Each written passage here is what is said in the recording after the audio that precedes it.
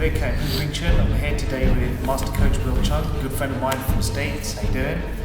Let's ask a few questions today, small interview. So I guess we better start with your martial arts background. I know you've got really deep history of martial arts in your family, so we'd love to hear about it. There's a lot, but just to start out real basic, my grandfather started when, people say we have our own martial art, but that's not the truth.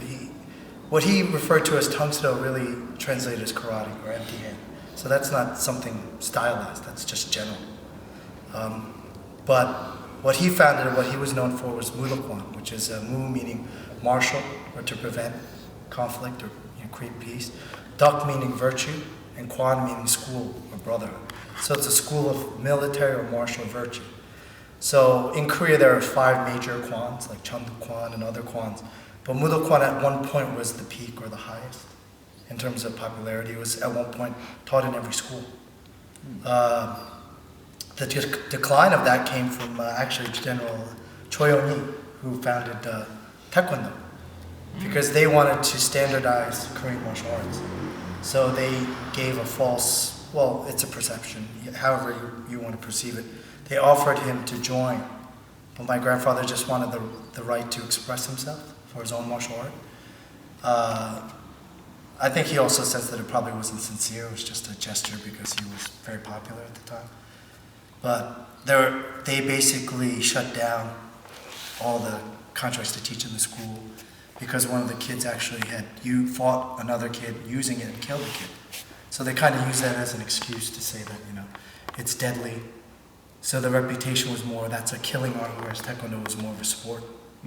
So there was more benefit for that in the school system versus, something that promoted fighting, per se. And he was also known as King of the Gangsters because post-Korean War, most of the fathers were killed in combat. That being said, many people were fighting for food, which is where the stigma comes from for Koreans eating dog, because there was no meat. So people were starving, so kids were getting bullied because they didn't have a father to protect them nor provide for them. So my grandfather provided a bit of a brotherhood or a school for the community, for these people to defend themselves, and also to teach them respect and to take care of your own brothers. So to me, that's the most significant thing of my grandpa. I mean, you could list a number of his, he trained in China and in Russia because he traveled with the transportation department with the creating railroads. So he used that opportunity to learn many different martial arts. But the most significant thing is the brotherhood and the community service. I think also his big thing is when he came back, he tried to just teach an art that was very basic, which was Hwasudo, which is the art of the developing man.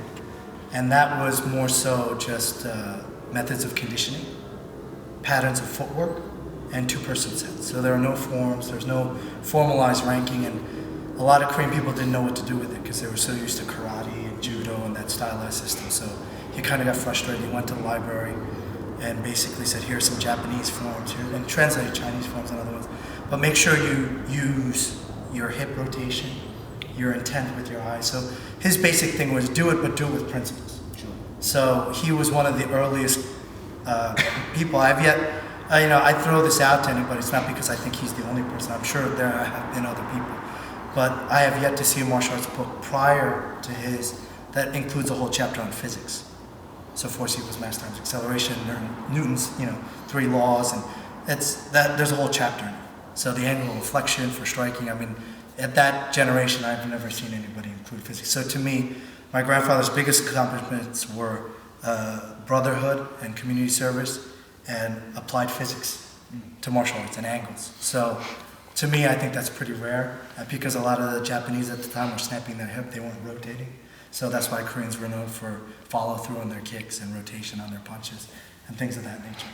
So, and then from there, of course, through my grandfather, I was able to train a lot of other martial arts, and people who came to him to train a certain art would train me, and so forth and so on. So I learned a lot of arts after that, but to me, that's my base. What was your most influential martial arts, the ones that developed you with the skill set you have now? The most influential, to be honest with you, because my grandfather always considered our art more Chung, which is basically internal, external.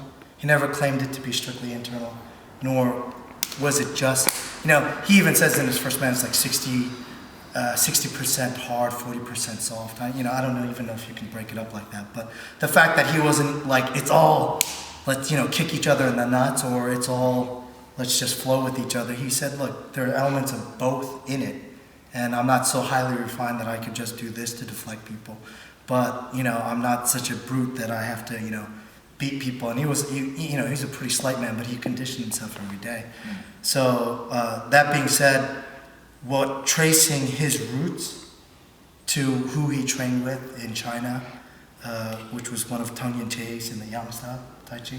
And it's in the book, actually. I was actually quite surprised because a lot of the Chinese martial artists pointed it out to me and said they already knew that it was a genealogy. And they read the Chinese and told me, this is who your lineage is, this is who your training is, which means you are a cousin of my teacher, which means you should be training with us, kind of thing. And then based off of my work ethic, I was able to get in. So I would say mostly internal martial arts and mostly Tai Chi, simply because that was the kind of lineage that my grandfather led to, because his big thing was to use the art as a defense. So he even taught everybody to step back, just to symbolize that the art is used as a defensive art as opposed to an aggressive and assertive art. Tai Chi tends to be more defensive in the sense that it roots in it kind of, you're the sun and everybody else rotates around you, so you're the center mass. Whereas the sister arts like Bagua, you rotate around the center mass, and then Xingyi is you are the rolling ball that crushes the center mass. So I've been mostly influenced by Tai Chi, I guess you could say, but and those types of arts where they're supplementals, where they stand Da Chen Quan standing sets, because my grandfather again did a lot of standing posture sets, two-person sets. So I tried to trace that whole lineage. So to me, tracing history was most influential, and it went back to the Chinese.